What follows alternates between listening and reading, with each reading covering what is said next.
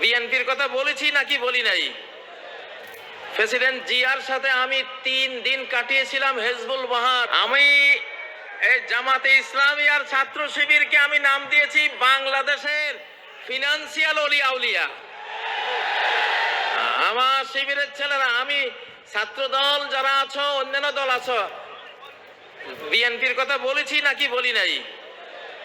President জিয়ার সাথে আমি 3 দিন কাটিয়েছিলাম হেজবুল বাহার সফরে। 11 তলা যে জাহাজটা ছিল চিটাগাং, এখানে এসেছিলাম 1981 সালের 19, 20, 21 জানুয়ারি। প্রেসিডেন্ট জিয়া সারা বাংলাদেশে যারা বোর্ড পরীক্ষায় ফার্স্ট, সেকেন্ড, থার্ড অর্থাৎ মেধা তালিকায় নাম ছিল এদেরকে দাওয়াত দিয়েছিলেন। আমি তখন ফাজিল ডিগ্রি পরীক্ষা আমি ফার্স্ট ক্লাস ফার্স্ট ছিলাম লক্ষ্মীপুর থেকে। তো আমি জিয়াকে দেখেছি জিয়া কতটা আলিম ওলামাদেরকে ভালোবাসতেন। হেজবুল বাহারে প্রথম যে বৈঠকটা উনি করেছিলেন, প্রথম বৈঠকে প্রেসিডেন্ট জিয়া বলেছিলেন আমার মৌলভী সাহেবরা কোথায়। উনি মাইক নিয়ে বিসমিল্লাহির রহমানির রহিম বলে এই কথা বলেছিলেন, আমার মৌলভী সাহেবরা কোথায়। আমরা জানলাম যে আমরা আছি, আমরা 14 জন ছিলাম। তিনি বললেন যে বিজ্ঞানীরা বলে এই পৃথিবীটা একটা বিশাল অগ্নিপিণ্ড থেকে ছিটকে পড়ে পরে ধীরে ধীরে ঠান্ডা হয়ে এই পৃথিবী তৈরি হয়েছে। তো জিয়া বলেন, আমি প্রশ্ন করি ওই অগ্নিপিণ্ডটা কোত্থেকে আসলো? অগ্নিপিণ্ড থেকে ঠান্ডা হয়ে পৃথিবী হলো, অগ্নিপিণ্ড কোত্থেকে আসলো? তিনি বলেন যে এটার জবাব বিজ্ঞানীরা দিতে পারে নাই, এটার জবাব দিয়েছে আমার মৌলভী সাহেবরা। জিয়া বলতেছে, মৌলভী সাহেবরা আপনারা কি উত্তর দিয়েছিলেন? আমি দাঁড়িয়েছিলাম যে আমরা উত্তর দিয়েছিলাম খালাকাস সামাওয়াতি ওয়াল আরদ, আসমান জমিন কে সৃষ্টি করেছেন? ক্রিয়েটর আল্লাহ। তাহলে জিয়াকে যারা সামনে নিয়ে আজকে রাজনীতি করেন তারা অবশ্যই আলেম বান্ধব হতে হবে। ইসলামী রাজনীতি এই দেশে স্বাধীনতার পরে 5 বছর বন্ধ ছিল, জিয়া এটাকে চালু করেছে। আল্লাহ জিয়াকে রহমত করুন, আমরা দোয়া করি। যারা বিএনপি করবেন জামাতের সাথে আপনাদের শত্রুতা চলবে না, যারা বিএনপি করবেন হেফাজতের সাথে আপনাদের শত্রুতা চলবে না। আমরা দেখছি, আমি সব দলকে একসাথে বসাবার জন্য একটা সংস্থা করেছি, বাংলাদেশ বিপ্লবী কমান্ড কাউন্সিল। বলো, বাংলাদেশ বিপ্লবী কমান্ড কাউন্সিল। আমি ওখানে বিএনপি কে বসাতে চাই, জামাতকে বসাতে চাই, হেফাজতকে বসাতে চাই, আরো চরমনায় আছে তাদের যারা যারা রাজনীতি করেন সবাইকে বসাবো।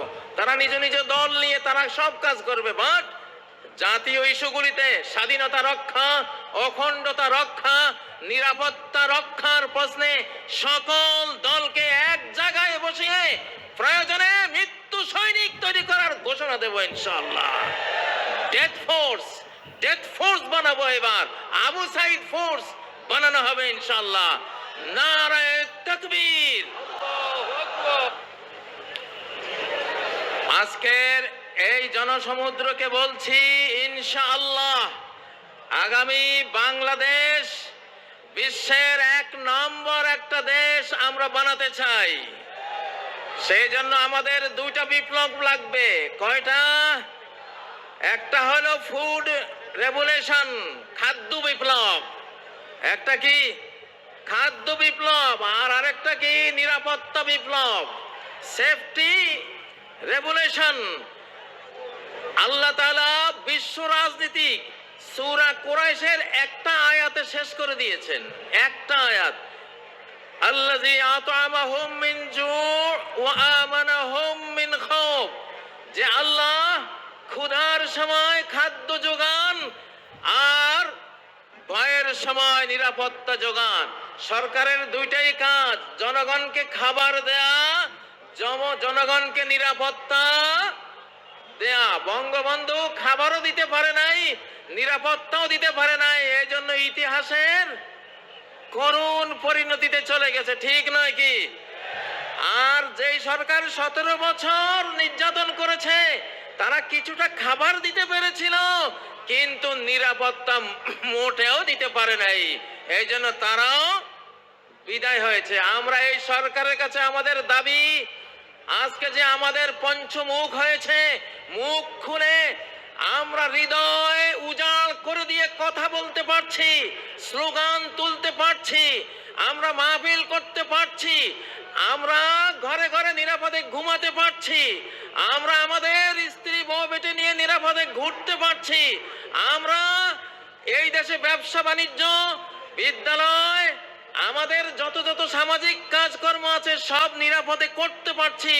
আমাদের এই নিরাপত্তা যতদিন অক্ষুণ্ণ থাকবে, সরকারও অক্ষুণ্ণ থাকবে ইনশাআল্লাহ। আমাদের জনগণের পেটে খাবার চাই, দ্রব্যমূল্যের ঊর্ধ্বগতি টেনে ধরতে হবে। বাংলাদেশের প্রতি ইঞ্চি ভূমিকে আমরা ফসলি জমিতে পরিণত করতে চাই ইনশাআল্লাহ। আল্লাযী আত'আমাহুম মিন জু', যে আল্লাহ ক্ষুধার সময় খাবার জুগিয়েছেন, সে আল্লাহর ইবাদত করি, ঠিক না? তাহলে যেই সরকার আমাদের ক্ষুধায় খাবার জোগাবার ভূমিকা নেবে, ভূমিকা পালন করবে, আমরা সেই সরকারের পাশে থাকবো ইনশাআল্লাহ, ঠিক না? ও ভাইয়েরা, যে সরকার নিরাপত্তার কাজ করবে আমরা তাদের সাথে থাকব। তবে আমাদের এই সরকার অধিকাংশ বুড়োদের সরকার, অধিকাংশ কি বড়দের সরকার। জোয়ান দুইটা পোলা ছিল, নাহিদ আর আসিফ, ওদের মন্ত্রণালয় পুড়ে দিয়েছে। এটা একটা ষড়যন্ত্র, কোনো সন্দেহ নাই। এই জন্য সকল ষড়যন্ত্রের জন্য আমরা প্রত্যেকে আজ বাংলাদেশের এক একজন সৈনিক ইনশাআল্লাহ। আমরা প্রত্যেকে বাংলাদেশের সৈনিক। গতকাল এক ওয়াজ মাহফিলে বলেছিলাম, কোরআন আর লোহা একসাথে থাকে।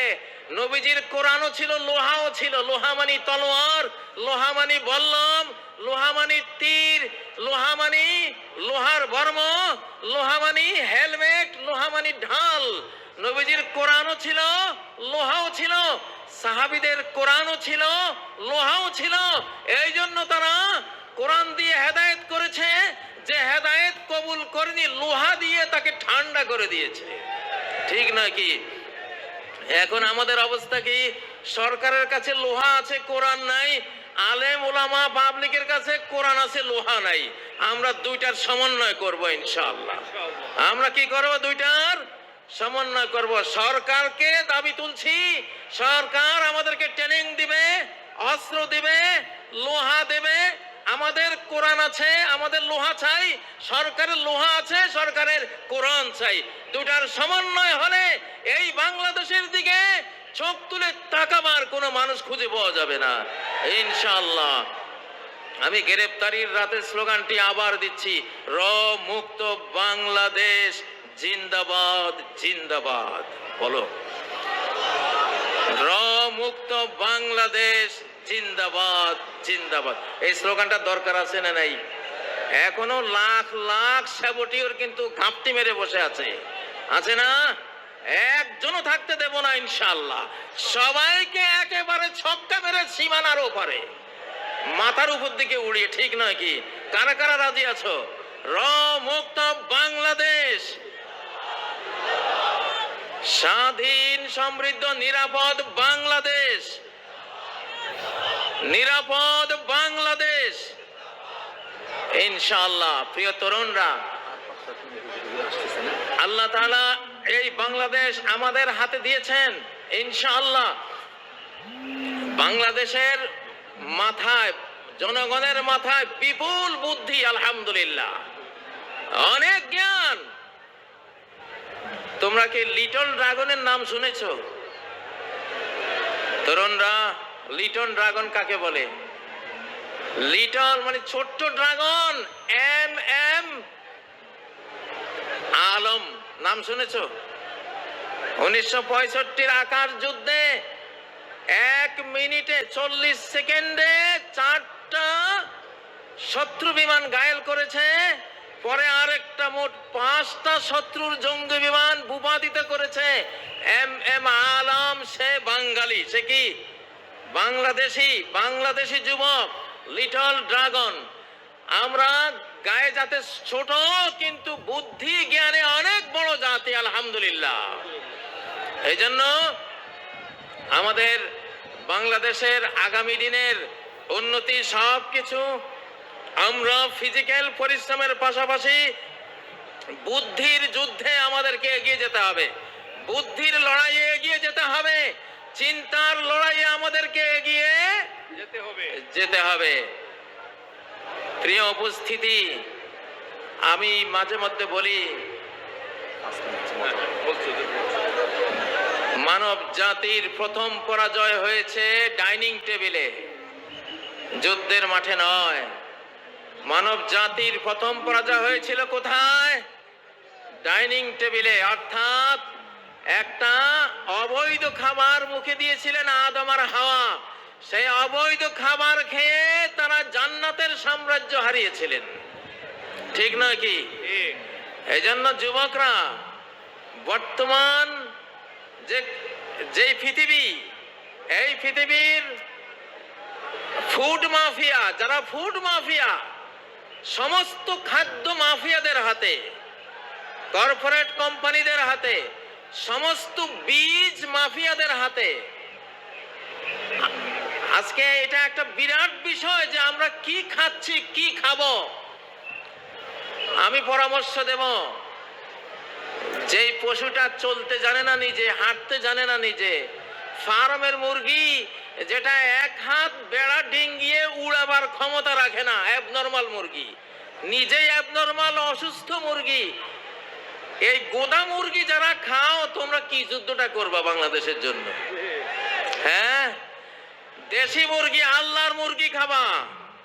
আল্লাহর মুরগি যেখানে মানুষের হাত পড়ে নাই, এইটা মোটরসাইকেলের নিচে পড়ে মুরগির মাথা ছিন্ন হয়ে গেছে, তারপরও উড়াল দিয়ে 2-3 একর পার হয়ে গিয়ে পড়ছে। ক্ষমতাটা কি? মাথা চলে যাওয়ার পরেও উড়ে। এটা হলো আল্লাহর মুরগির ক্ষমতা, ঠিক না? তো আমাদের খাদ্য যদি মানব জাতির পরাজয় ডাইনিং টেবিলে হয়ে থাকে, আমাদের ডাইনিং টেবিলে ওই খাবার আনবো যেই খাবার ডাইরেক্ট আল্লাহর তৈরি, মানুষের কোনো, শয়তানের কোনো কারুকার্য সেখানে পড়ে নাই, চেঞ্জ করে নাই, চেঞ্জ ফুড বানাতে পারে নাই। আমরা সেই খাবার খাবো ইনশাআল্লাহ। সূরা আন-নিসার 119 নম্বর আয়াতে আল্লাহ তথ্য দিয়েছেন, ইবলিস কসম করেছিল, ওয়ালা আমুরান্নাহুম ফালা ইউগাইয়িরুন্না খালকাল্লাহ,